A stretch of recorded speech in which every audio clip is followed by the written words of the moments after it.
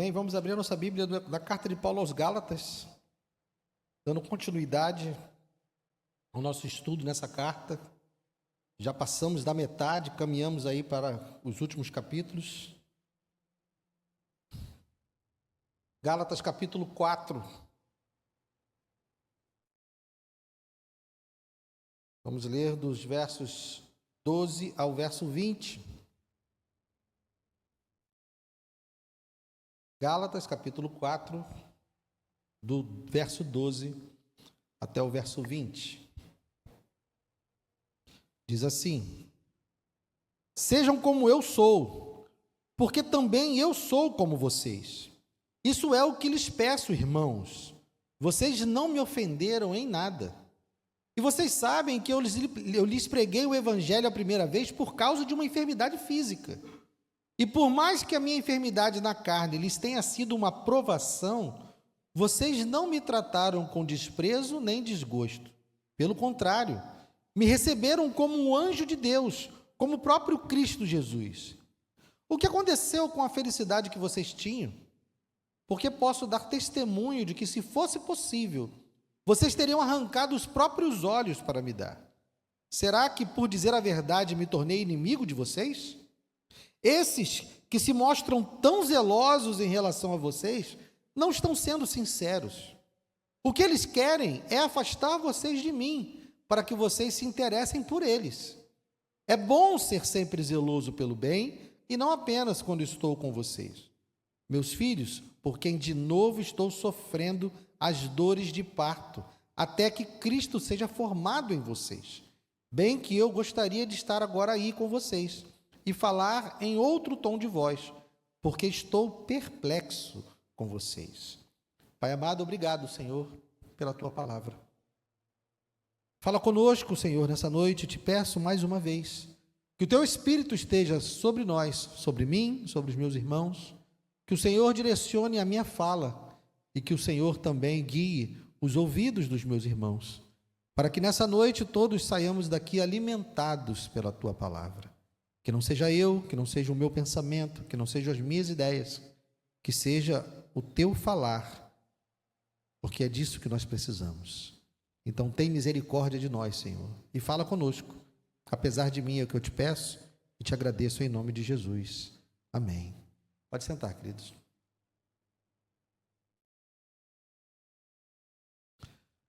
Pais e mães que estão aqui presentes, provavelmente já tiveram em algum momento da criação dos seus filhos aquela situação que o seu filho faz algo que deixa você perplexo. E você fica, às vezes, meio sem saber o que fazer. A sua primeira reação é dar aquela explosão, né? Você vai e fala, dá aquela bronca, né? Levanta a voz, e chega no final dessa bronca, você pensa, não sei mais o que fazer. E logo depois que você dá essa bronca, que você diz que não sabe mais o que fazer, aí você deu aquela respirada, olhou para o seu filho e falou, meu filho, eu te amo tanto. E acaba que você passa a dar uma outra bronca, mas agora num outro tom de voz.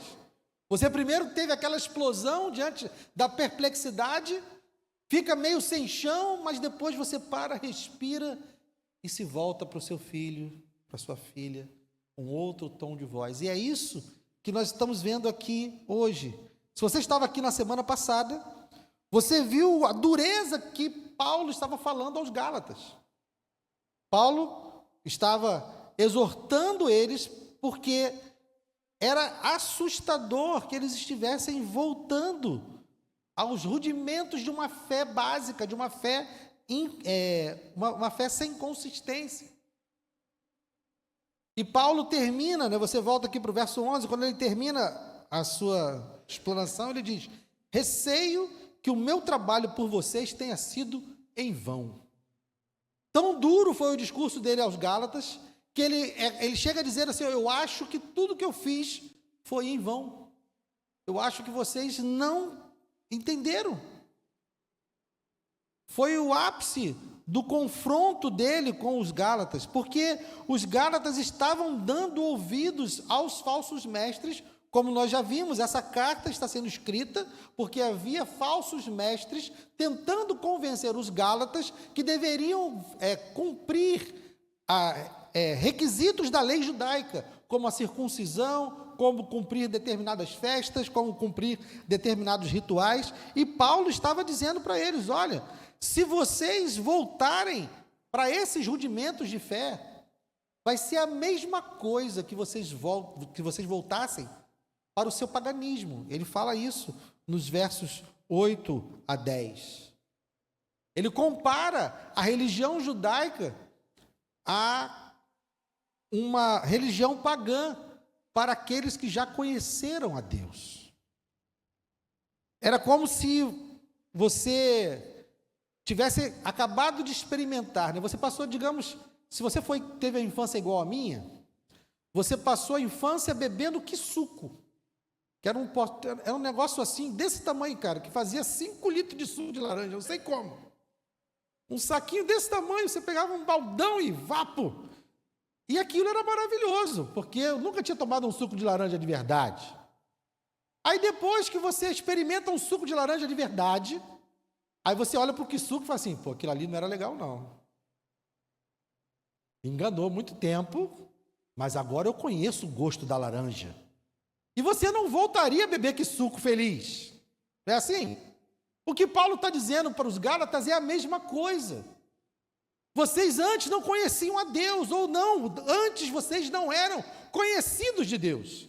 Aí era compreensível que você estivesse debaixo de rudimentos. O judeu debaixo da lei e o gentio debaixo da idolatria e da religião pagã. Mas a partir do momento que eles conhecem a Deus, ou melhor, são conhecidos de Deus, não é mais aceitável. É a mesma coisa que quem bebeu um suco de laranja voltar a beber suco.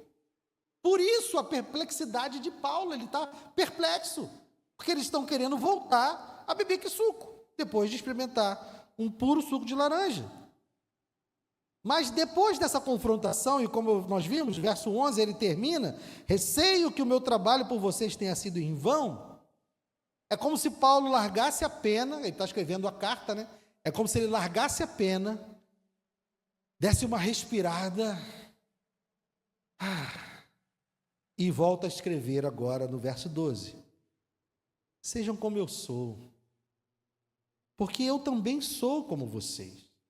Isso é o que eu peço, irmãos. Porque ele aqui faz questão de falar do irmãos? Porque ele tinha acabado de dizer algo muito duro, parece que o meu trabalho foi em vão. Mas quando ele chama eles de irmãos, ele está dizendo: nós ainda somos irmãos, sim. Eu entendo que vocês são cristãos, sim. Nós estamos debaixo da mesma fé. Então ele volta e diz: sejam como eu sou. Ele está falando aqui de identificação. Paulo, quando ele diz seja como eu sou, porque eu também sou como vocês, ele está querendo dizer que Paulo, para pregar o evangelho, Paulo saiu debaixo das exigências da lei, porque ele entendeu, como já foi explicado no capítulo anterior, que a lei era apenas um meio de nos conduzir a Cristo. A lei nos mostra o nosso pecado, nos revela a nossa maldade e nos aponta para Cristo. Quando olhamos para a lei, constatamos: preciso de um Salvador, porque eu sou pecador.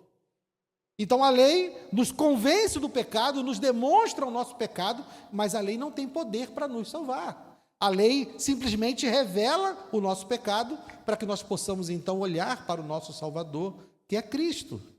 Então Paulo está dizendo para eles: olha, eu saí debaixo, sejam como eu sou, porque eu sou como vocês. Por quê? Porque os Gálatas eram gentios, os Gálatas nunca estiveram debaixo da lei. Então Paulo está dizendo: vamos permanecer fora da lei. Vocês precisam ser como eu sou agora, porque agora eu sou como vocês são. Não estou debaixo da lei. Porque vocês não têm que querer ser como eu era. Vocês não têm que querer ser judeus. Não deem ouvidos aos falsos mestres, porque eles estão enganando vocês. E ele diz: vocês não me ofenderam em nada.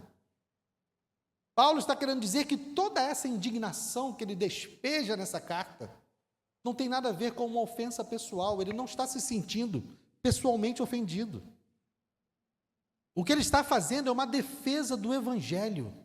O que ele está fazendo é uma defesa da fé verdadeira, para que esses irmãos não sejam enganados e não se afastem da fé verdadeira. Então, toda a indignação de Paulo aqui não tem nada a ver com o fato de ele se sentir ofendido. Ele não está se sentindo menosprezado, ele não está se sentindo ameaçado na sua relação com eles, em nada disso.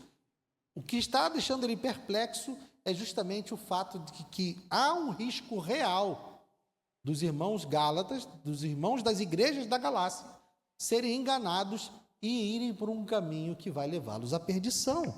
Essa é a grande preocupação de Paulo. Então ele não quer que os irmãos, então ele diz, sejam como eu sou, sem lei, do jeito que vocês são, sem lei, permaneçam sem lei. Não queiram ser judeus, não queiram voltar para uma fé básica e rudimentar, porque ele já disse um pouco antes que isso seria como se eles voltassem para a sua religião pagã, eles estariam se afastando de Deus, porque a verdadeira religião é aquela que vem de Deus para nós. Toda falsa religião é uma religião que tenta, onde o homem tenta alcançar Deus, onde o homem tenta merecer Deus, onde o homem tenta construir o seu caminho até Deus. Toda falsa religião consiste nisso. A única religião verdadeira é aquela onde o Deus Todo-Poderoso vem até o pecador para restaurá-lo, onde Ele estende a mão para o pecador para restaurá-lo. É isso que Paulo está dizendo. Então, no verso 12, ele fala de identificação, ele se identifica com os Gálatas, ele se identifica com eles, mostrando que a vida que ele vive hoje é a vida que eles devem viver, que eles devem continuar vivendo. No versos 13 e 14, ele vai falar de uma enfermidade, versos 13 e 14. E vocês sabem que eu lhes preguei o evangelho a primeira vez por causa de uma enfermidade física. E por mais que a minha enfermidade na carne lhes tenha sido uma provação, vocês não me trataram com desprezo nem desgosto, pelo contrário, me receberam como anjo de Deus, como o próprio Cristo. Não há, irmãos, uma clareza, ninguém sabe o que é essa enfermidade. Alguns tentam adivinhar, alguns tentam especular a respeito, mas a verdade é que nós não sabemos qual é essa enfermidade. O que nós sabemos? Que essa enfermidade obrigou Paulo a permanecer na região da Galácia. E pelo fato dele ter ficado doente, que ele pregou o evangelho para essas pessoas. Essa enfermidade o impediu de sair da região, então enquanto ele estava lá, ele pregou o evangelho. O que sabemos também é que essa enfermidade tinha algo de visível, algo de incômodo, porque ele diz, por mais que a minha enfermidade na carne lhes tenha sido uma provação, vocês não me trataram com desprezo nem desgosto. Isso é um sinal de que a enfermidade que Paulo teve nesse tempo era uma enfermidade visível e provavelmente incômoda. E vocês precisam se lembrar que nessa cultura, toda pessoa que estava doente, principalmente uma doença que causasse alguma deformidade ou que causasse algo de repulsivo, era alguém que estava debaixo de um juízo divino. Uma pessoa com uma enfermidade naquele tempo era tratada como alguém que estava sendo punido, seja lá por que Deus for. Os pagãos poderiam atribuir isso a qualquer divindade, mas a verdade é que uma pessoa enferma, como Paulo estava, provavelmente seria desprezada. As pessoas iriam se afastar dele, porque era um sinal de que ele estava debaixo de juízo divino, que ele tinha feito algo de mal, estava mal com os deuses. Eu não quero ficar perto desse cara, porque pode ser que sobe para mim, vai jogar o raio nele e o raio pega em mim, né? Então, o pessoal não queria ficar perto de quem estava debaixo de uma maldição. Mas Paulo diz que lá, quando ele estava com os irmãos da Galácia, os irmãos não desprezaram ele, nem tiveram desgosto. Pelo contrário, receberam ele como um anjo de Deus, como o próprio Cristo Jesus, porque eles enxergaram na enfermidade de Paulo uma providência de Deus para que eles pudessem ouvir o evangelho. Deus usou a enfermidade de Paulo para que eles pudessem receber a palavra de Deus. É isso que Paulo está dizendo. Então, esse tempo que eu estive com vocês foi um motivo de muita alegria. Então, Paulo passa a perguntar o que mudou. Verso 15 e 16. O que aconteceu com a felicidade que vocês tinham? Porque posso dar testemunho de que, se fosse possível, vocês teriam arrancado os próprios olhos para me dar. Será que, por dizer a verdade, me tornei inimigo de vocês? Esse versículo aqui é uma das razões que as pessoas tentam adivinhar a enfermidade de Paulo. Porque Paulo diz que, se fosse possível, as pessoas estavam tão felizes com a presença dele, as pessoas estavam tão felizes pelo fato dele estar lá pregando o evangelho, que elas seriam capazes de arrancar os seus olhos e dar para ele. Então as pessoas dizem, a doença dele era nos olhos. Mas isso não quer dizer nada. É porque naquele tempo também os olhos eram o bem mais precioso que alguém tinha. Uma pessoa ficar cega naquela cultura era como se ela perdesse tudo. Então, quando Paulo diz isso, que vocês arrancariam seus próprios olhos, não quer dizer que a enfermidade dele era nos olhos. Pode até ser que seja, mas isso não necessariamente significa isso. Quer dizer que eles estavam dispostos naquele tempo a dar o que eles tinham de mais precioso por eles. Eles estavam com um coração tão alegre pela presença dele, que eles estariam dispostos a abrir mão daquilo que era mais precioso. E ele pergunta, será que, por dizer a verdade, me tornei inimigo de vocês? Paulo está dizendo, olha, esses homens que estão vindo, esses falsos mestres, esses judaizantes que estão vindo tentando convencer vocês a acrescentar coisas ao evangelho, eles não estão dizendo a verdade. Eu estou dizendo a verdade. E é por causa da verdade que vocês vão ficar de mal comigo, que vocês vão me tratar como inimigo? Porque era isso que os judaizantes estavam querendo fazer. Para poder convencer os gálatas, eles estavam tentando afastar os gálatas de Paulo, para que eles não pudessem ouvir, então, a palavra de Paulo. Paulo, então, vai, no verso 17 e 18, mostrar que, fazer o contraste entre a pregação desses falsos mestres com a pregação dele. Ele diz o quê? Que ensina o quê? A verdade. Mas o que esses homens ensinam? Verso 17 e 18. Esses que se mostram tão zelosos em relação a vocês não estão sendo sinceros. O que eles querem é afastar vocês de mim, para que vocês se interessem por eles. E é bom ser sempre zeloso pelo bem, e não apenas quando estou com vocês. O que Paulo está dizendo aqui é que esses falsos mestres não estavam preocupados com a verdade. Porque a verdade era algo que estava incomodando os gálatas. O que esses falsos mestres estavam ensinando era exatamente aquilo que os gálatas queriam ouvir. Eles não estavam preocupados com a verdade, eles estavam preocupados em agradar aos gálatas. Lembra da acusação que fizeram a Paulo lá no começo da carta e como é que ele responde? Vamos lá no capítulo 1 rapidamente. Capítulo 1. Verso 10. Capítulo 1, verso 10 é o que Paulo diz. Por acaso eu procuro agora o favor das pessoas ou o favor de Deus? Ou procuro agradar pessoas? Se ainda estivesse procurando agradar pessoas, eu não seria servo de Cristo. Pode voltar lá para o capítulo 4. Então veja, Paulo está deixando claro desde o início que a preocupação dele não é agradar pessoas. A preocupação dele é falar a verdade. A preocupação dele é ensinar o evangelho. Mas esses falsos mestres, esses judaizantes que estavam chegando lá na Galácia, eles não estavam preocupados com a verdade. O que eles queriam era ter a atenção dos gálatas para si.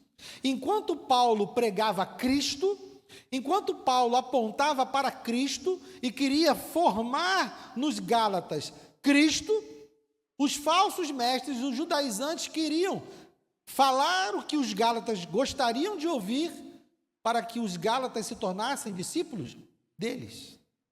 Paulo queria que aqueles homens, que aquela igreja fosse discípulo de Cristo. Os falsos mestres queriam que eles fossem discípulos deles mesmos. Eles estavam querendo que os discípulos não olhassem para Cristo, mas olhassem para si. O objetivo deles, então, era afastá-los, era isolá-los. Na medida que o ministério de Paulo une os Gálatas a toda a igreja cristã, está no mundo, o discurso dos falsos mestres isola eles e afasta eles e faz com que eles sejam um rebanho único desses falsos mestres. É como se os falsos mestres estivessem montando um fã-clube só para si. Enquanto a igreja vai adorar a Cristo, os Gálatas vão adorar e vão seguir esses falsos mestres, que estão agora falando apenas o que eles querem. Verso 19, então Paulo vai dizer, e vai chamá-los agora não de irmãos, mas chamá-los de filhos.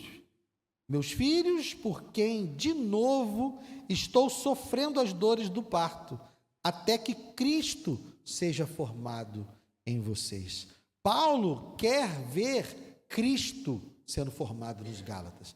Paulo não quer que eles sejam parecidos com ele. Paulo não quer que eles sigam a ele. Paulo não quer que eles confiem nele. Paulo quer que eles sigam a Cristo. Paulo quer que eles sejam parecidos com Cristo. Paulo quer que eles confiem em Cristo. Paulo não está buscando um ministério próprio, ele não está buscando um fã-clube, ele está buscando formar, e com dores, com sofrimento, um grupo de discípulos de Cristo. Esse é o objetivo de Paulo, é isso que ele está fazendo entre dores, porque a primeira pregação dele foi entre dores, porque ele estava enfermo.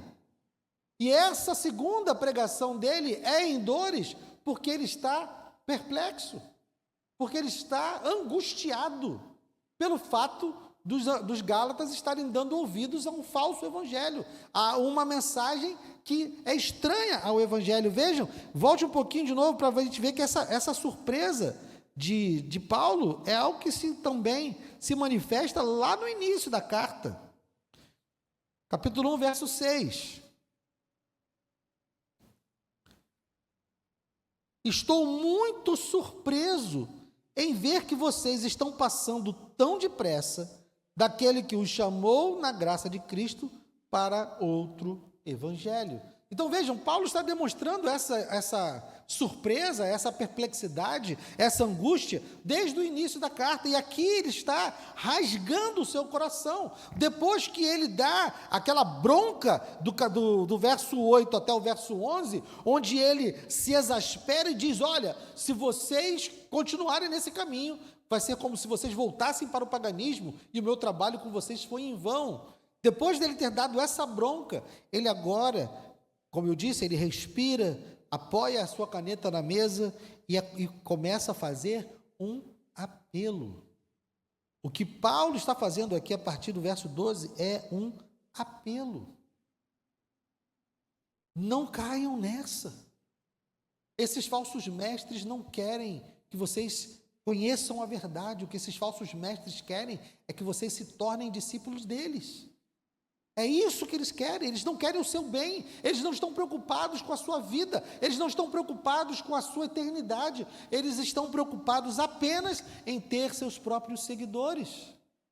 Essa é a preocupação deles. São falsos mestres, são falsos pastores.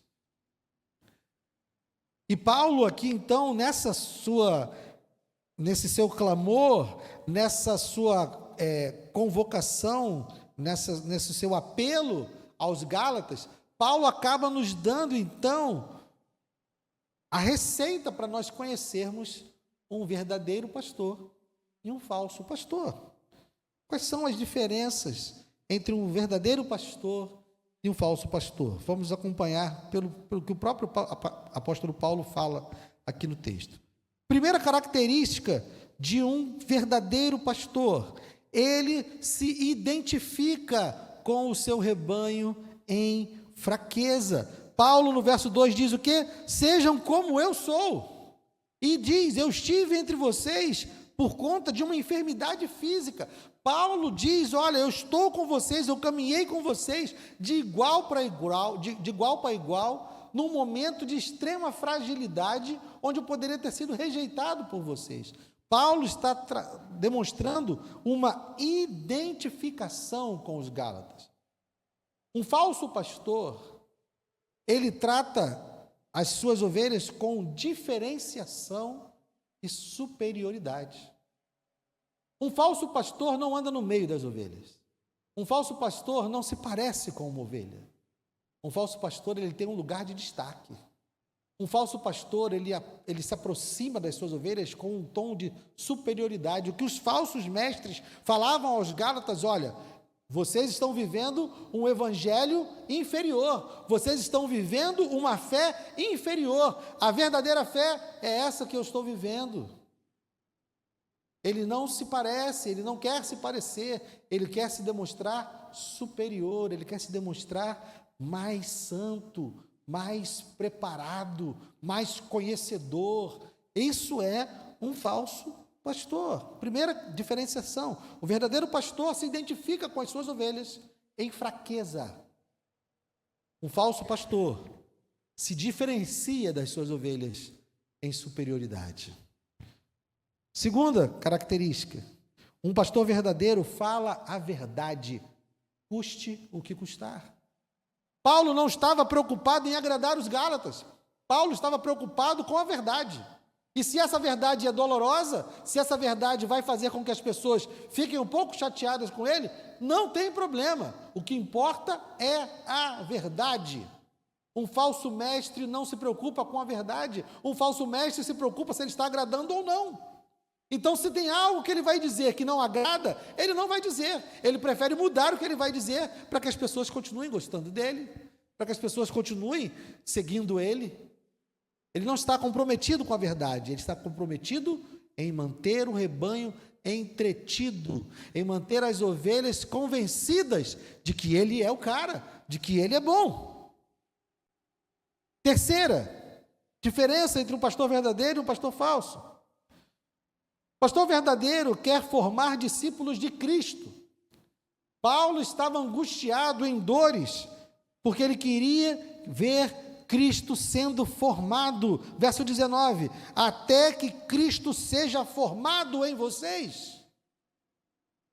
É isso que um pastor verdadeiro quer. Um pastor verdadeiro não quer pessoas que sigam a ele, não quer pessoas que se pareçam com ele. Quer pessoas que se pareçam com Cristo. Os falsos mestres queriam que essas pessoas se interessassem por eles. Verso 17: o que eles querem é afastar vocês de mim, para que vocês se interessem por eles. Eles querem ser o motivo da atenção do povo. Eles querem ser aqueles que são venerados pelo povo. Quarto: um verdadeiro pastor paga o preço para realizar o seu ministério. Paulo, enfermo, pregou o evangelho. Ele pagou o preço para estar lá. Ele suportou a enfermidade e ainda assim pregou o evangelho. E agora ele, em dores, em angústia, continua pagando o preço para pregar o evangelho. Ele não está mais na Galácia, ele está lá em Antioquia, na sua igreja. Ele não deveria estar se preocupando, ele não precisaria estar se preocupando, mas ele está em angústia, mesmo estando distante, mesmo estando longe. Quando chegou aos ouvidos dele que a igreja da Galácia estava se afastando do evangelho, ele toma isso para si e ele paga o preço, ele se angustia e escreve essa carta, porque ele é um verdadeiro pastor. Um falso mestre, um falso pastor, ele quer que os outros paguem o preço do seu ministério. Ele quer que os outros se sacrifiquem pelo seu ministério. Ele quer que os outros se gastem pelo seu ministério. É o contrário. Ele não quer se gastar, ele não quer dar a vida, ele não quer perder seu tempo, ele não quer gastar seu dinheiro. Ele quer que os outros gastem o seu tempo, quer que os outros gastem a sua vida e que os outros gastem o seu dinheiro, para que ele possa realizar o seu ministério. Então, Paulo aqui faz uma diferenciação no seu clamor, no seu apelo aos Gálatas. Ele faz uma diferenciação entre o seu ministério e o ministério dos falsos mestres. E se nós observarmos as características do pastor verdadeiro, identificação com o povo, com as ovelhas em fraqueza, falar a verdade, formar discípulos de Cristo e pagar o preço para realizar o seu ministério, nós podemos ver Jesus Cristo como o maior exemplo disso. Jesus Cristo veio como um homem humilde. O Senhor dos senhores, o Criador de todas as coisas, o Rei do universo, o soberano das nações, nasceu numa manjedoura lá em Belém. Não veio em glória, não veio em grande destaque. Ele veio numa identificação comigo e com você. Ele veio como um homem, passando por todas as dores que um homem passa, passando por todas as tentações que um homem passa, passando por todas as lutas e humilhações que um homem passa. O pastor dos pastores, o bom pastor, ele se identificou com as suas ovelhas em fraqueza. Jesus falou a verdade, custe o que custasse. Isso custou a sua vida. Por ele não abrir mão da verdade, por ele não negar a verdade, ele pagou o preço. Ele tinha um compromisso com a verdade. Ele quis formar discípulos para o Pai. Jesus dizia o quê? Eu vim fazer a vontade de meu Pai. Jesus, no seu ministério, apontou todo o tempo para o Pai. Embora depois que ele morreu e ressuscitou, Deus deu a ele todo o poder, ele diz lá em Mateus 28, toda a autoridade me foi dada nos céus e na terra, mas ele diz isso após a sua ressurreição. Porque enquanto ele estava no seu ministério terreno, Jesus dizia, eu vim fazer a vontade do meu Pai. Ele veio em submissão, apontando para o Pai. Quem vê a mim, vê o Pai. O ministério de Cristo não foi um ministério de exaltação de si mesmo. O ministério de Cristo foi um ministério de exaltação do Pai. E por último, ele pagou o preço para realizar o seu ministério. A obra que ele veio realizar só era possível com a sua morte. Ele veio para morrer.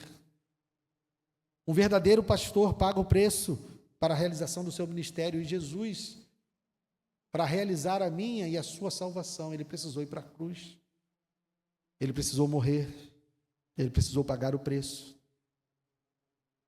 Os outros mestres, os falsos mestres, os falsos pastores, esses que se diferenciam das ovelhas em superioridade, esses que não se preocupam com a verdade, mas só querem dizer aquilo que agrada, esses que querem formar discípulos para si, esses que querem que os outros paguem o preço do seu ministério, esses são iguais aos que foram descritos lá no Salmo que eu li no começo. Volte aí, Salmo 146, versos 3 e 4. Uma advertência que o salmista faz para nos afastarmos.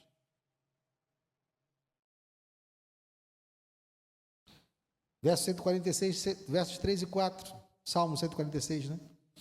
Não confie em príncipes nem nos filhos dos homens, em quem não há salvação. Sai-lhes o espírito e eles voltam ao pó.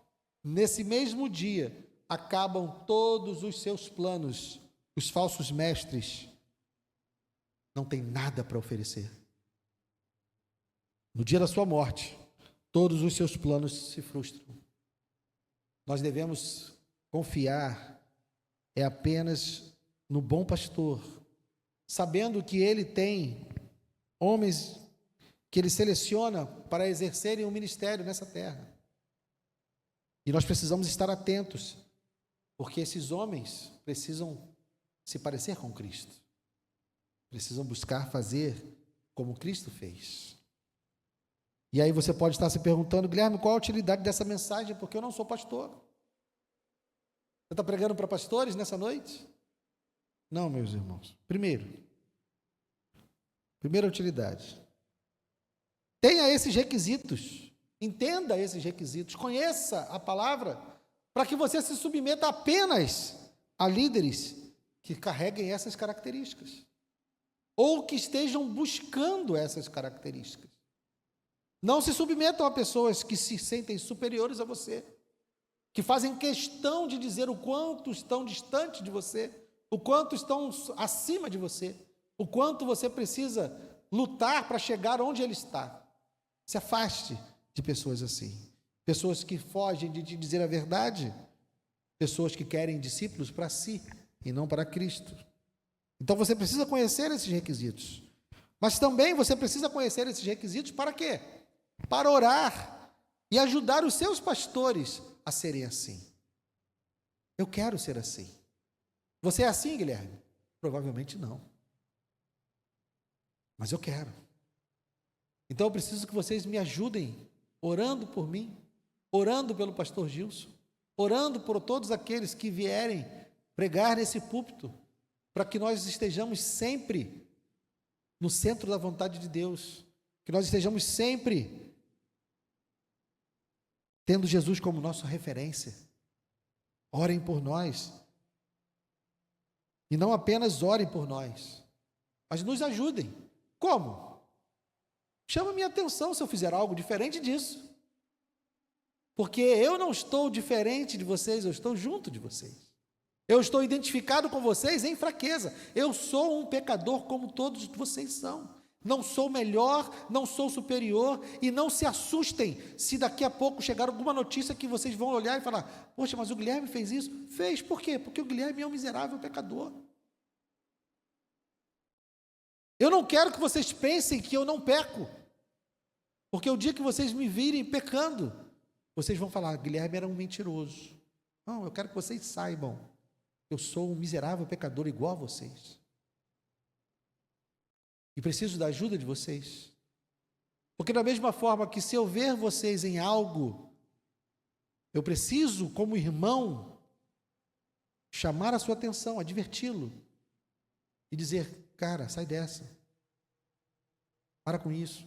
Abandona isso. Vocês também precisam, se me amam, se identificam em mim ou no pastor Gilson algo diferente do que está escrito, vocês precisam nos chamar e dizer: Guilherme, olha, eu acho que você está indo por um caminho perigoso. Guilherme, eu acho que você está equivocado em relação a isso, isso e isso. E eu preciso ter humildade para ouvi-los. Então ajudem, orem por mim, orem pelo pastor Gilson, orem pelos homens que assumem esse púlpito. E se for necessário, chamem a nossa atenção. Porque isso é demonstração de amor também. E terceiro, não pense que você está isento de manifestar essas características. Sabe por quê? Porque você é um pregador da palavra. Em algum momento você vai ser pastor de alguém, porque quando Deus colocar uma pessoa do seu lado, quando Deus colocar um amigo no trabalho que precisa ouvir o evangelho, quando Deus colocar um familiar seu, quando seus filhos precisarem ouvir a palavra, quando qualquer pessoa precisar ouvir o evangelho de você, você precisa ter essas características. Você precisa se identificar com ele em fraqueza. Você precisa falar a verdade a qualquer custo. Você precisa ter como objetivo que essa pessoa seja um discípulo de Cristo. E você precisa pagar o preço de realizar esse ministério, de pregar para essa pessoa. Então não pense que essa palavra, que esses requisitos são apenas para quem está no ministério pastoral, porque a vida e os relacionamentos nos levam a ser pastores de pessoas. Porque talvez você seja o único crente no seu trabalho, talvez você seja o único crente na sua sala de aula, talvez você seja o único crente na sua rua, não sei. Mas eu sei que Deus mandou você pregar o evangelho. Ide por todos os lugares, em todas as nações, e pregue o evangelho. Nós precisamos estar preparados. Então você também, em algum momento, vai ser analisado como um verdadeiro ou como um falso pregador. E eu peço a Deus que você seja um verdadeiro, porque de falsos mestres e falsos pastores nós já estamos cheios, já temos muitos. Então que você possa sair daqui nessa noite com o desejo sincero de me ajudar a ser um pastor verdadeiro e de ser um pastor verdadeiro, mesmo que não ordenado, mas sabendo que Deus vai colocar você em posições onde você vai precisar pregar, como Paulo pregou, como eu prego hoje. E você vai precisar anunciar o Evangelho, e você vai precisar fazer isso como um pastor verdadeiro. Amém? Vamos ficar de pé.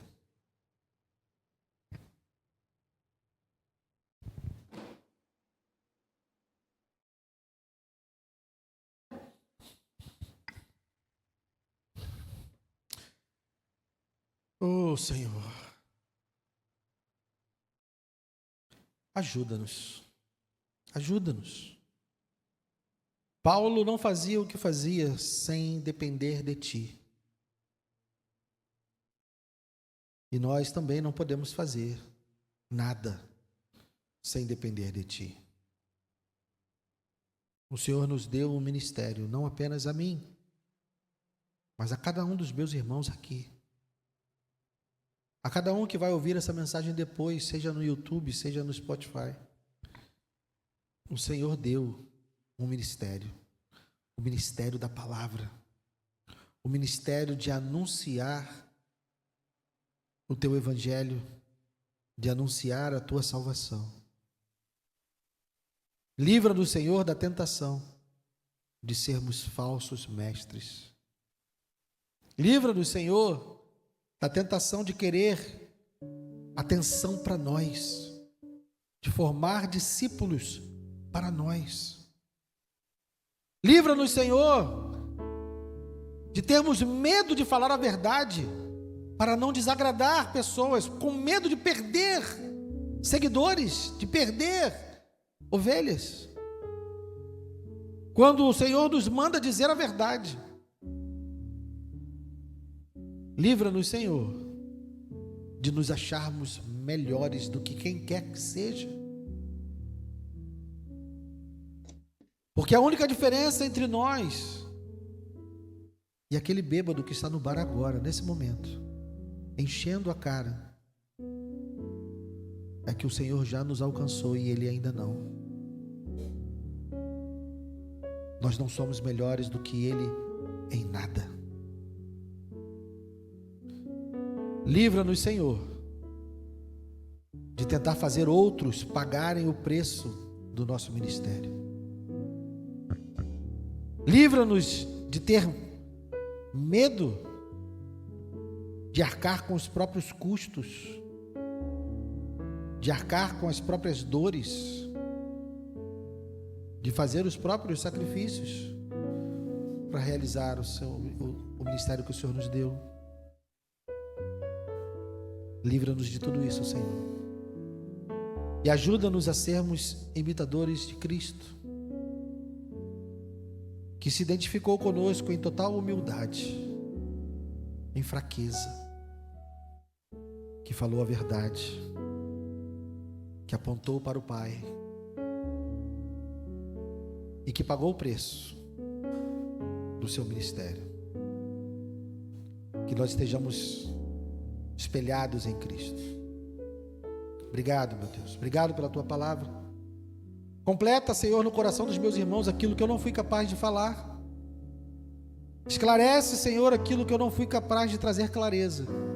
Que o Teu Espírito continue falando ao coração dos meus irmãos, para a glória do Teu nome. Obrigado, Senhor, em nome de Jesus. Amém e amém.